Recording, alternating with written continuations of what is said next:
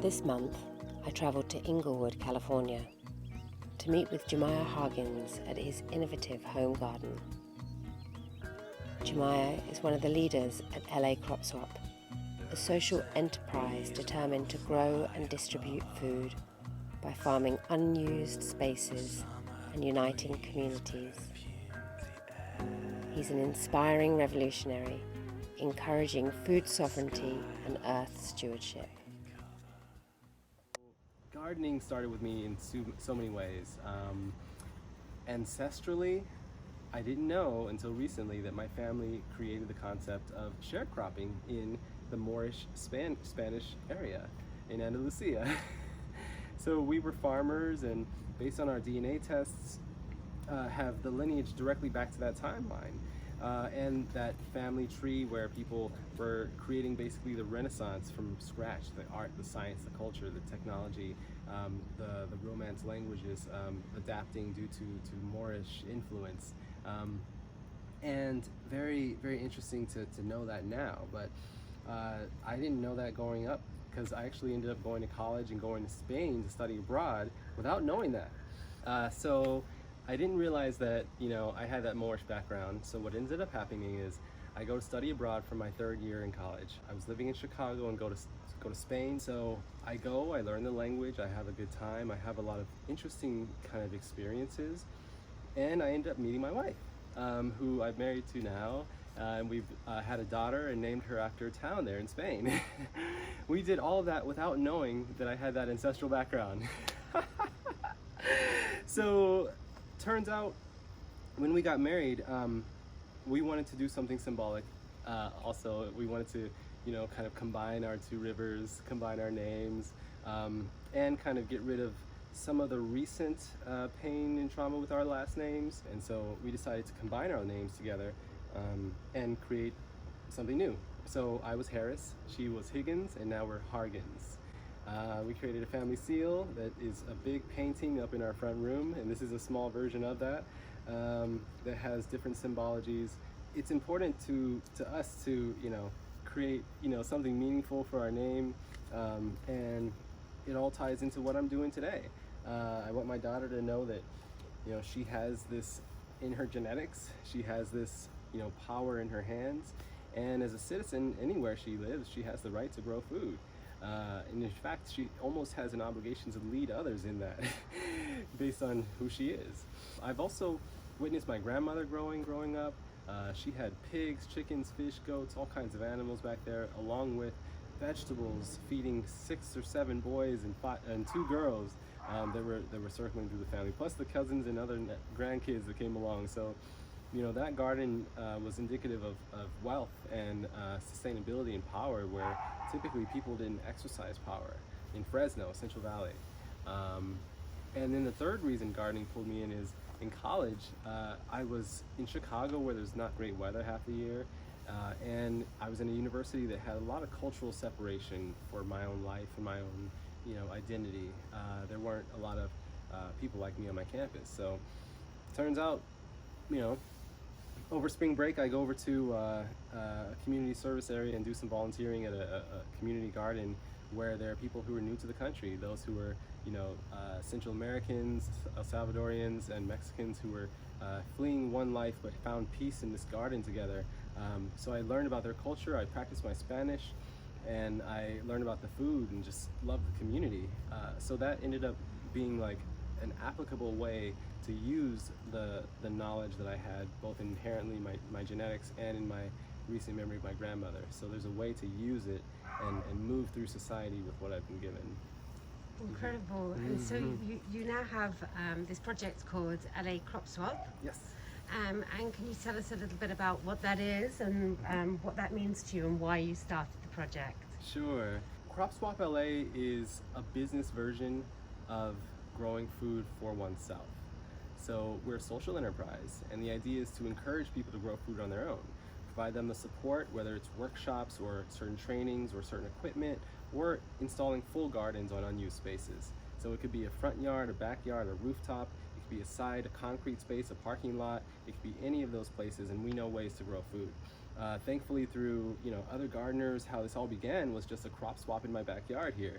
I had 15 or 20 people over every month to share their extra things. They had herbs, spices, seeds. They had all kinds of interesting stories about their families and how they came to have their love with it. And I just enjoyed learning, but it also became technically useful when certain experts would show up and teach me certain trades, and be interested in seeing this grow, and be interested in seeing more food grow that doesn't exist yet. So that's the idea, to create food that doesn't exist yet, which creates jobs that are economically and ecologically sound and ethically sound, and to do it in a way that is demonstrative of a new form of business. Because in everything that we're doing, there's an element of innovation. The business structure and how we're doing the gardens. So in the business structure, there's a history in agriculture of exploitation of workers and using their labor too hard, and basically creating a system where there's not equitable sharing of wealth. And so I want to get ahead of that, because I see that this movement has the potential of being very large. So I want to enable the employees early on by creating a structure where they have demonstrative leadership. So I want to create a structure in the business where it's going to be a profit loss share with the employees, where they're bought in on our success, and cooperatively managed on certain decisions. So that's already in the works, and we're also being innovative in how we're working with the spaces. So anywhere that we grow, we should have the potential to share some of that profit with the landowner if we need to, whether that is paying for our water costs, or cutting them a deal for allowing us that lease space, where they're not making any money now and it's an unattractive space, or they've got extra space in their backyard. Then we can set up shop and operate in that space to make food.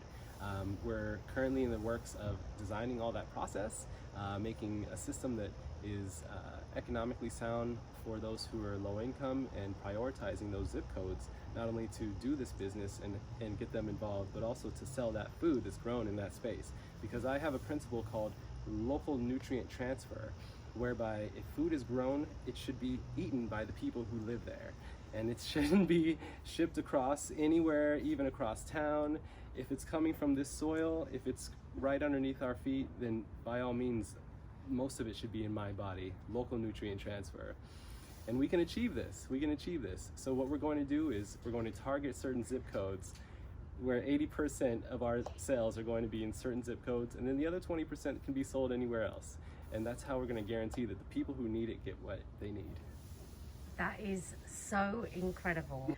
I just want to share a little something. So I have studied with this tribe in Colombia called the Kogi, the Araujo. They're a tribe in the Sierra Nevada, and they talk a lot about the exchange between the plants and the humans.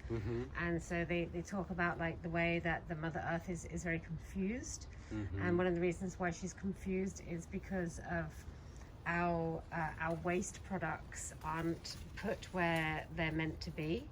So like, as in like, we use the bathrooms, we use the toilets, and the toilets take information and they take it somewhere far away from where we are, and they put it somewhere else.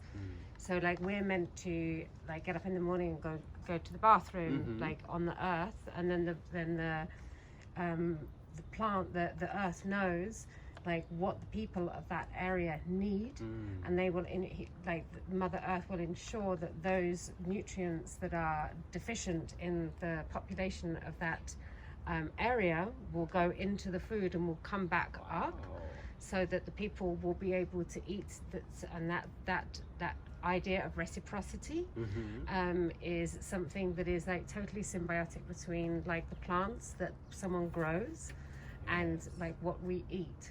So by like eating food over here, by putting our waste products over here, by like having a landfill, we're like stripping down Earth's ability to be able to organize our needs for us.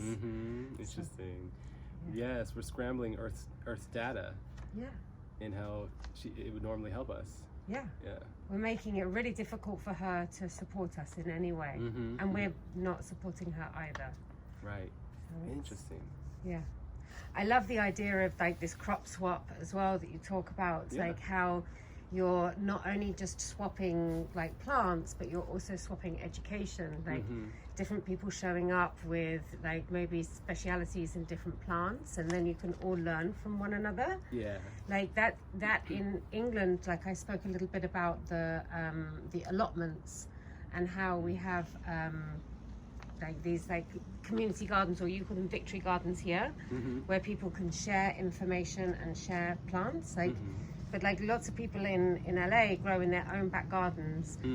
So you're encouraging communal spaces where people can all grow in one space as well, or? Not exactly. Actually, community gardens might be the one thing we don't do, because the idea that what we're doing is to grow food for the sake of selling it and making sure that it's economically viable to continue growing it. We don't start community gardens. And, Yes, but you support community. We support and work within Yes. them, yeah. And in fact, we're working on a really big project right now that's a park project that would be 50% park and 50% agriculture. So the park would have people involved in our work, and it would pay for itself. So hopefully very soon we'll announce that with a healthcare company everyone knows. So yeah, we're trying to get into the wellness space. And I think if we can institutionalize healthy eating, then people will be automatically healthier. Yeah, I've seen it done in one place, and I'll give a holler out to the Windy City Harvest in Chicago. That the Windy City Harvest paired up with a healthcare company to make to invest in growing food and make that a benefit of the membership, and by investing to grow food to make that part of the membership for the healthcare company, it creates an automatic healthcare benefit for those and a preventive care benefit. So it's institutionalized. And that foresight is just now coming over here to LA, so I'm hoping to hop on it. So, like, you know, and so many people talk about the advantages of growing food in order to look after our bodies, in order to keep our bodies healthy. But now we're sort of seeing like the idea behind growing food also keeps our minds healthy, and how it keeps us like mentally stable. Like we're understanding the idea of like what it means to interact with plants, dispel like negative ions, to keep our connection with the earth. How do you see that affecting people's mindset? And you talk about green spaces within like urban areas. Yes. Very interesting question. Oh my goodness. So when discussing wellness and mental health and food, it's all about considering one organism, the universe of course, but let's just look at Earth. And we're on Earth, it's kind of above us, beneath us, and we have to take it in and we put it back out. And so by both what we eat, it affects our body, where we are, it affects our body, and how we move through this universe affects our body. In the sense of how we eat, on a cellular level, it's great to think of the big as small and the small as big in a lot of ways. The plants that have stronger iron, such as this callaloo, will give the cells of my body a lot more cushioning and a lot more strength around the edges. And so as the cells work better and are better protected, literally that's what's going into my brain too. My brain cells are made up of what I eat as well. Not just the muscles. We think a lot of our digestive system and what may pass through, but our brain cells are too. And so if our brain cells are fed the right thing, it looks glorious. And I know from experimentation with my daughter, I have a 3-year-old daughter who may walk out here soon, who has only been eating organic food her whole life. She's had very little sugar, very little salt, very little processed foods, and she knows that mommy and daddy can eat some things that she can't. But so she's a very beautiful child. Her skin is pure, her eyes glow, just her movement and her muscle tone is very strong, and her confidence mentally is sharp. She's doing mathematics that you might think a second grader may do, with addition and subtraction. So it's really interesting to see someone that young speaking 5 languages, you know, very impressive child. And I think the food is the first place. Her mother only ate well during carrying her, and we were very fortunate through the whole experience to be able to do these things, you know, but the mother's milk until the food that was, you know, organically grown from my garden and then ground up and, you know, brought in special places, all of these things that cost money to people, that should be a right, because in truth, it is all around us. And if we institutionalize and create a system where people can have access to these, then we can get to a lot of these core issues. We won't see students with any of these illnesses. A lot of them can be prevented with good nutrition, and we'll see parents who feel more independent, feel more powerful in their children's lives, like they have some control. Like on the front end, they can feel like they have an offensive control. A lot of us are defensive, reacting to bad health, reacting to economic situations, reacting to gentrification and being moved around. But in truth, everywhere you are, the earth is still around you, and you have got access to all of these gifts. I totally agree with you, and I love that. Like, you know, like we're always on the defensive. We're always like in this like reactionary place. When we start to be in like more of the proactive, and we start to take control and look after what we have, then we can be regenerative. Yes. So you have this amazing back garden, and one of the things I was looking through your Instagram, and I love the fact that you have all of your water collecting, which you're using for your garden, and then you have your hot tub, which you're like using as like a compost kind of thing. You know, we're at the end of the season now, and you know, like the tomatoes are getting ripe. What are the things that we should be doing to like prepare ourselves for the next season? Sure. Well, get ready to mulch everything, because when the rain comes, you want that water to stay in your soil. So the best thing is these little rains happen, and heavy mulch of any kind. This is hay, but something like you know, heavy leaves or mulch from the city. You can also pick up, and that's a good way to prepare your gardens. That's great for the biotic life and all of the worms and everything else that makes your soil happy and your fruit tastier. Another thing to do is start seedlings for the fall. We happen to live in a time zone. We happen to live in a growing zone that allows us to grow all year round, and there are very few things that really won't grow, but you know, you can still be strategic based on some growing charts online, and that's a good way to start. Also, if you want, get onto the Crop Swap app. It's a partnership of ours that is really fantastic. It's how you can swap seedlings, swap seeds, and all kinds of plants. Fully grown plants, both by the leaf. You can either get it by the leaf, by the stem, or by the seed. So, you know, Crop Swap LA is like doing its best to create these channels where anyone can grow anything anywhere, and not only swap and share, but also sell. So if you wanted to buy callaloo from me on a regular basis, you could subscribe to my Crop Swap LA channel on the Crop Swap app, and you could have this delivered to your house every week. Yep, we've been hiring people who are fired by Lyft and, you know, Uber drivers. Soon we'll be hiring cyclists to go hyper local, and by letting people know when things are available to grow, so they can ping it and go ahead and buy it. So yeah, these things are really available. It's just, it hasn't been structured in the way that these intelligent people have done at Crop Swap app, and how it hasn't been intentionally grown for this purpose in the way that we're trying to do with Crop Swap LA. You know, it's great.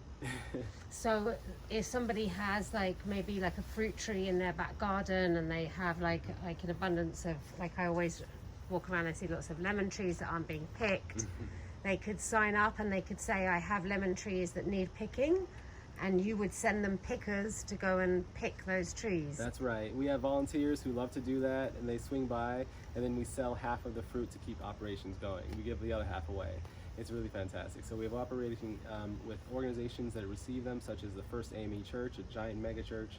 The Veterans Administration, you know, obviously they're big and they do a lot of good for people that are veterans. My dad was a veteran, so I'm always happy to work with them. And recently homeless organizations that have them with housing opportunities, we've been giving them the other half of the fruit. So yeah, all kinds of things, citrus, but also cool things like kiwi, star fruit, plums. We've had grapes, these Concord grapes. They're heavenly. And people have abundance because when they come every year, they've had them their whole life, and they're ambivalent to the taste. But what's nice is I bring them something else, and we bring them other things that they've never tasted before. So the experience is communal and different for someone that's now, you know, given something away. They always receive something as well. Wow, I have And maybe I'll sign up with my passion fruits. Yeah, totally. You could. Excellent. So also I want to talk about seed saving, because it's getting to the end of the season. Yes. And lots of things are like becoming, lots of things are becoming ripe, and people, you know, like they go through and they harvest the whole plant, but then they don't allow some of the plant to stay on to go to flower so that they can seed save and then like produce the next season. So can you tell us a little bit about that? Sure, very interesting topic, and we have two examples here of how to go about it. First of all, always think about seed saving, because during this pandemic, that was the first thing to sell out, seeds.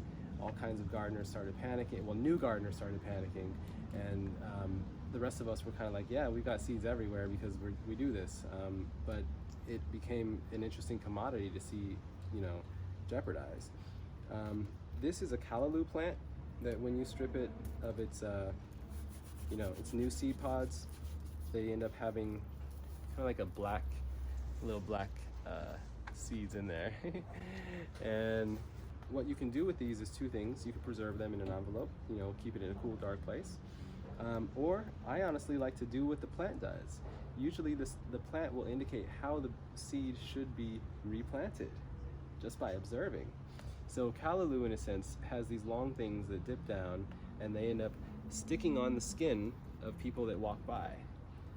And then we go walk over there and they suddenly pop up over there. Which is why in my backyard, and yeah, see, it's hard to get off. In my backyard I have callaloo everywhere because I've brushed by it and replanted it. So that's how it pollinates. I didn't need to save those seeds. In other situations, you may have beans, and they come in pods, of course, and you say, well, what's the plant trying to suggest to me, you know, being a pod? It doesn't really need to be taken out to be saved in a cool, dark envelope or anything. It's already in a cool, dark place. And you probably don't need to take it out to replant it. I've done this a few times with different plants, planting the whole pod in the soil. And of course, multiple come out, but what ends up happening is it uses this sheath to protect its roots in the very beginning, so the roots are stronger, and each of these, say 5 of these little beans, they compete against each other to perform better. So you put all 5 down and you get 3 really strong ones, and you pull the other 2 and put them elsewhere. So it's just, you know, letting nature do its thing. I did that with the artichoke over there. That's why it's resilient. And here's another example, just putting the whole thing in the ground, letting it moisten and grow as it wishes. An interesting,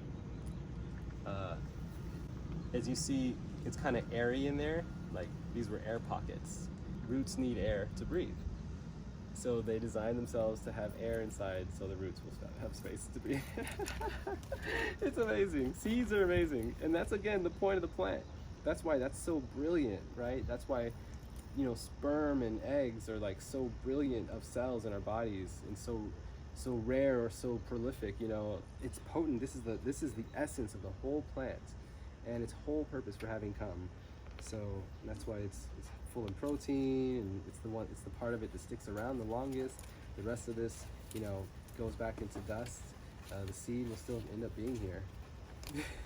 Yeah, and the pods are probably fibrous, so they probably create, like you say, the aeration of the soil around it. And you know, like, nature is so infinitely intelligent. Like, I love the way that your garden is very like natural. They have lots of plants growing together, and I know that lots of plants have like special symbiotic relationships with one another. Like you say, is this over here some more peanuts? Yeah, right here are peanuts.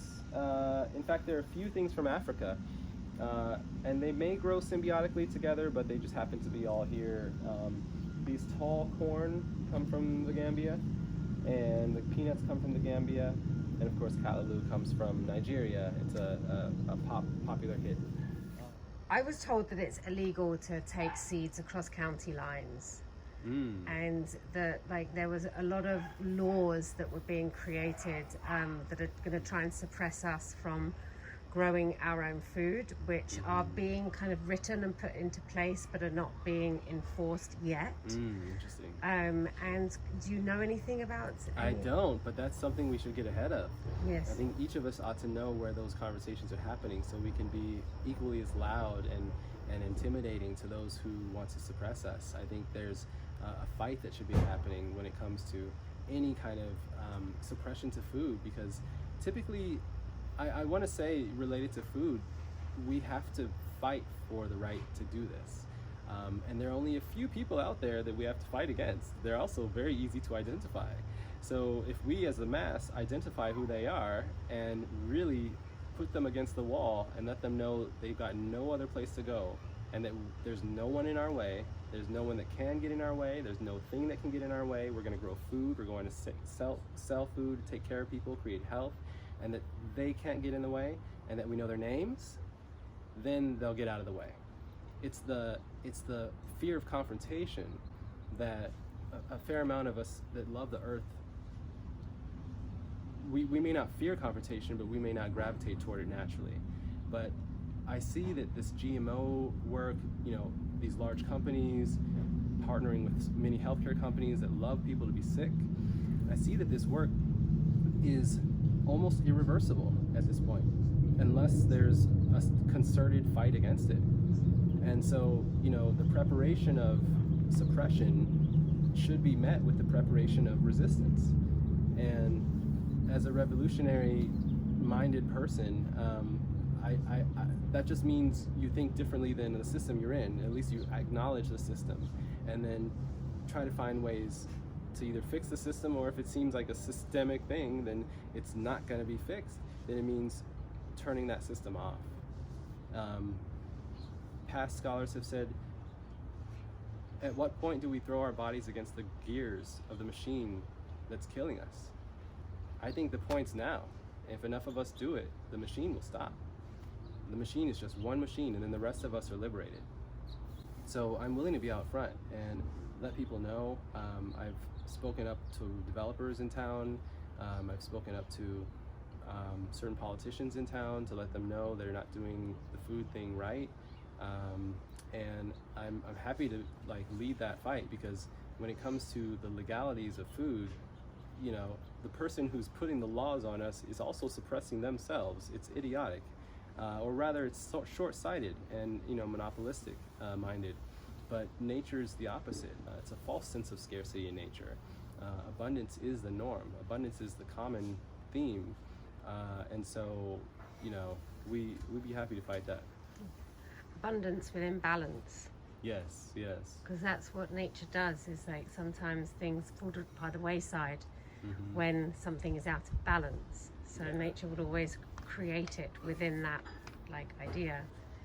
Hopefully we're heading towards some kind of revolution in the way that life is happening. How do you see agriculture and food growth being a part of the revolution, being part of a new way of being? Yes. I see it being regular that people have a weekly dinner with their local gardeners. That's sweet. I see it regular that front yards are mostly gardened for food production usage, and that lovers can walk up and down there holding hands and smelling all the vibes of the animals and insects that are making it work. I imagine that the grocery stores in our society end up having a much smaller role, more like an emergency food repository for earthquakes and hurricanes and typhoons, but not the everyday go-to thing, because truly 75% of what's sold in the grocery stores is unhealthy. It's poison. Only 25% is somewhat healthy, and it's picked at a time that is ideal for business, not ideal for your body. So that means picked too soon or unripe, or the fruit didn't quite extend, yet we're happy to have an orange or an apple from the store, but truly it's not nearly what we can be doing for ourselves. So we know better now, and the grocery store will automatically end up having a lesser role. There will be fight, and I think that they'll try to come along with this. And of course I'm referring to certain grocery stores that know who they are. Those that are highly unethical in how they sell and manipulate and exploit people in food deserts. and don't treat their employees well, or nor their customers who walk in the door. So I think that whole model is just old, and unless they start growing food on their own and come with what we're doing, they're going to become antiques. Yeah, the one thing that I was going to ask you about was like fruit trees. Yeah. Obviously, with citrus trees are gonna start like giving their fruit soon. Like Yes. coming at the end of this year, around Christmas time, the fruit trees are going to produce. So when is it a good time to be pruning fruit trees? So for every tree, it has its own cycle, and it's right after it fruits that you want to start trimming it. So right after the tree has given the fruit all that it can, again concentrating on the seed, it's kind of an extension of all that it can, and it's got nothing left, then we trim off those edges. And that's when the tree is happy to have given. So right after the picking is when you want to do that. And in terms of enriching the soil, for every tree, you want to do that right before the rainy season. So it's about the soil care at that point, and making sure that what you do to enrich it stays there and gets moisturized throughout. So it's like a lot of it is about like realizing the intelligence of like when the plant is given everything it can, and then it's tired, then it's going to go back and it's going to focus more on its roots, and then it's going to bounce back again. Exactly. It's childbirth. It's constant childbirth. It's constant death too. There's a lot of dying from these plants, but it's constant giving. There's far more life than there is death out here. Each plant has hundreds of seeds. It's ridiculous to imagine famine on Earth when we know how to regenerate soil and we know how to preserve seeds. You add the seed to the soil, you add the water and some mulch, and then people aren't hungry anymore. So, I'm hoping to show that can be done here, and then do it elsewhere in the country. And then I've got an international development background, so I'm interested in going abroad too to see what we can do.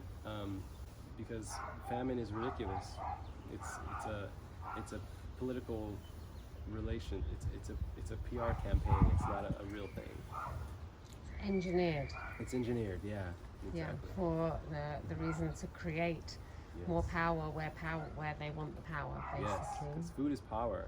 When people can't make food for themselves, or they don't feel empowered to, that is servitude. It's food apartheid. Which is far from, food deserts. Food apartheid is an intentional system designed to keep people where they are, dependent upon it. And I think that we're at the cusp of breaking through that, because people are realizing that they didn't need to be held down, and they have the right and the power, the abilities, the knowledge, the timing, and the confidence to get themselves out of there. Yeah. Well, I wanted to ask about soil amendment. Yeah.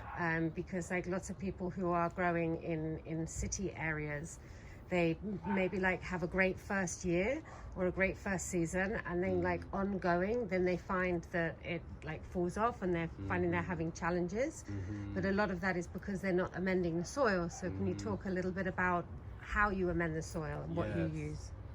There are probably 3 good ways to keep your soil amended, and one of them is an annual exercise, but it's exercise, and it allows you to connect to the earth. So on the first year, of course, you may have laid down a fair amount of organic material. It could be compost, or it could be manure, and after that first year of rain, it gets into the soil, and your soil's super happy.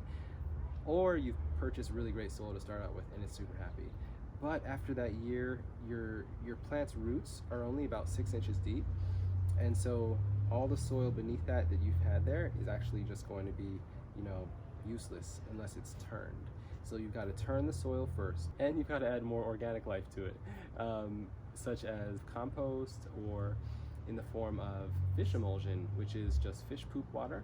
It can be purchased in concentrate form, or if you have a fish tank and you're cleaning it out anyway, that's the water to use on your plants.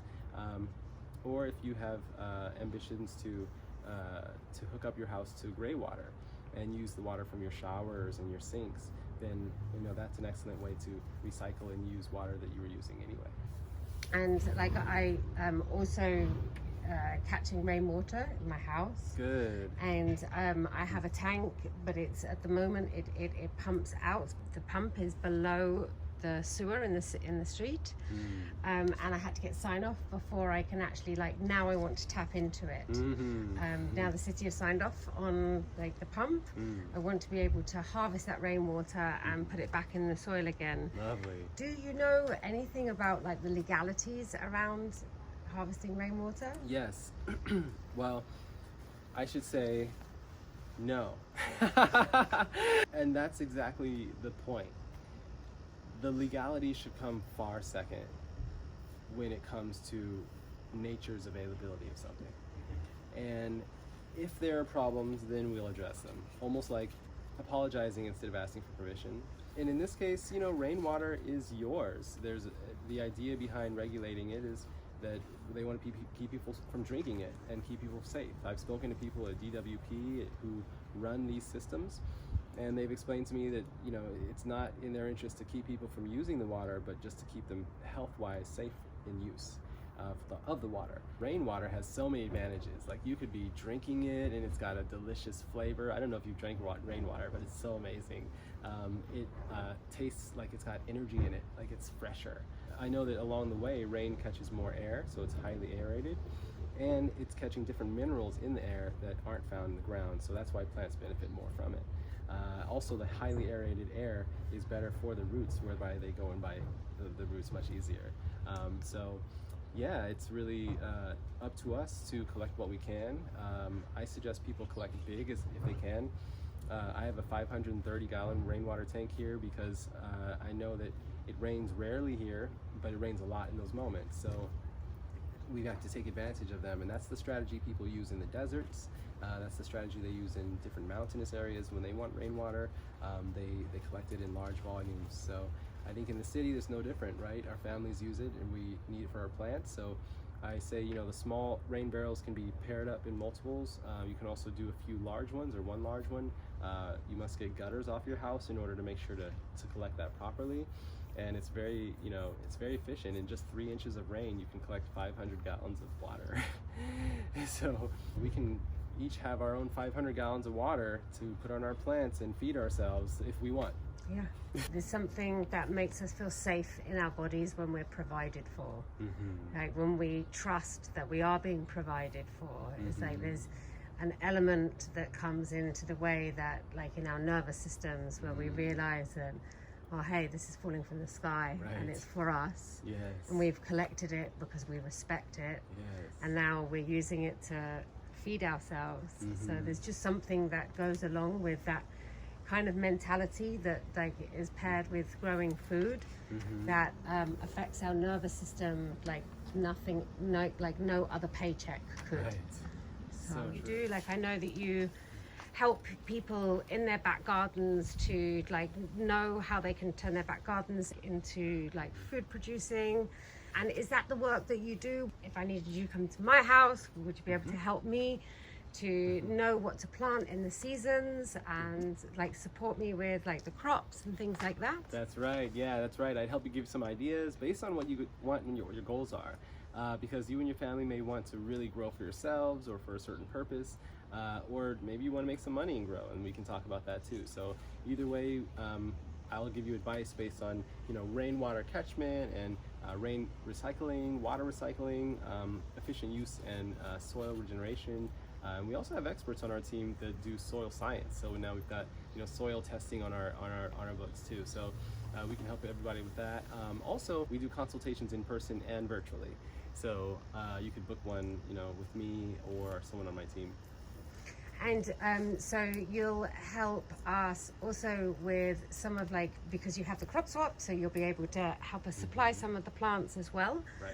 And then do you also do like keep coming, like, say, once a month to help people to educate them so that they actually can become better gardeners themselves? Yes, I'm putting together a workshop series, a monthly one. Yes, I'm really excited about that too. It's funny because a lot of people do want to keep learning, and we have a monthly crop swap that's virtual. We talk about nice things as an update for organizations. It's fun for people to show things off, but it's not an opportunity to teach. So really, one would have workshops where people can learn, have takeaways, and have opportunities to practice at home. Okay, so they can become a part of what you're doing. Is it a membership, or is it like, or do they pay for specific workshops? Like, how can they like get involved so that they can really receive this information? Sure. So we'll put all that information on the website on cropswapla.com. But we're really excited to share that we're gonna be teaching the community about ways to grow and offering resources, offering connections, and in the workshop series with Crop Swap LA, it should be really informative. Yeah, so definitely check it out. Also on Instagram, that's really where we have a lot of our videos. LA Crop Swap is our handle. Okay, that's great. And I was reading about some of your toiletries. Yeah. Can you talk to me a little bit about that as well? Sure. Well, I just got the patent this month. So I've got a patent and a trademark on toiletries, which is a product I created that goes on your toilet and uses the water there to sustain a plant that's odor eating and fragrant. So instead of having sprays and all these other things that harm the environment and smell weird, we can have plants growing from the fresh water that sits there all day, and it just sucks it up naturally, giving the plant, and the plant only takes what it needs. So again, it's about working with the plant and bringing it into bringing ourselves along with how plants work. So basically, how do we create a symbiotic relationship with plants? Again, inviting them into our home. Like I have in my house, I have a lot of like spider plants and snake plants, like mother-in-law's tongue, and peace lilies, which are like the 3 plants from NASA that are really good as air purifiers, and they give us a lot of oxygen. So useful. A lot about training people's relationships to how we can live with these plants in our homes, right? Yes, exactly. And to find creative uses that the plants give anyway per room. So it's interesting how you have air purifiers in some rooms, or scented ones in other rooms. You could have the delicious herbs in one room, maybe the kitchen. You could have, the scented lavender calming ones in the baby's room. And each of these with its own purpose, bringing nature in. Each of them clearing the air, frankly, and creating an opportunity to connect with nature. I'd love for you to share a little bit about the Tao and a little bit about how that inspires you. Absolutely. Oh, thank you for asking. And I've only been a practitioner of the Tao for maybe 7 years or so.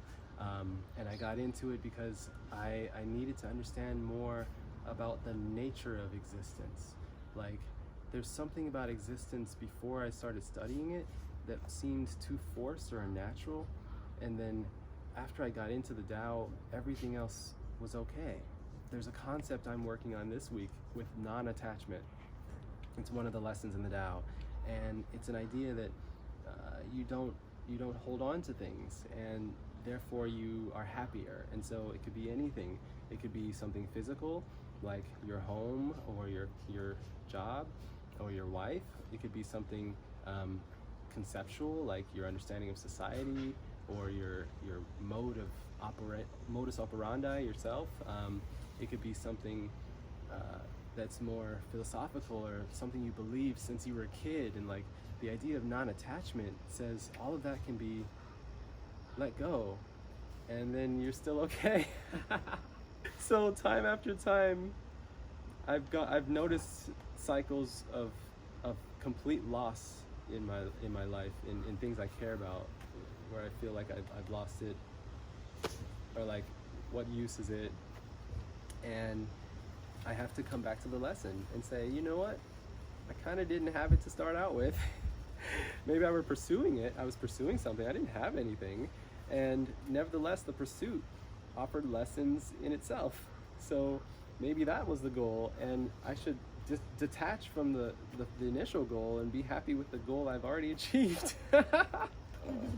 It's complete thinking backwards from like American, assertive, goal-minded, people, and it's instead creating grace, both with myself and with others. Grace to fail, or grace to not achieve, or grace to like not proclaim in the first place what my goal was. Grace to allow others around me to seem goalless, and when the opportunities come where there's an intention or there's a use, they're there. that's how the Tao works. Like curiosity and adaptability, like staying open and curious to everything that you're given and finding a way to adapt to it, so that there's always a lesson and there's always an ability to produce something out of everything that life gives you. It might not be the thing that you want to, like I make beautiful mistakes in cooking all the time and I never know how to recreate the recipe, but that's okay because I'll make a different one next time. Exactly. Thank you again. You too. Thank you. Real pleasure. It's been great to just listen to you today, and I swear, like, I want to hear more from the work that you're doing, and I want to see more of like the crop swap. I hope I can come and participate in some way and learn from you. So thank you. Yeah, thank you so much. Thank you.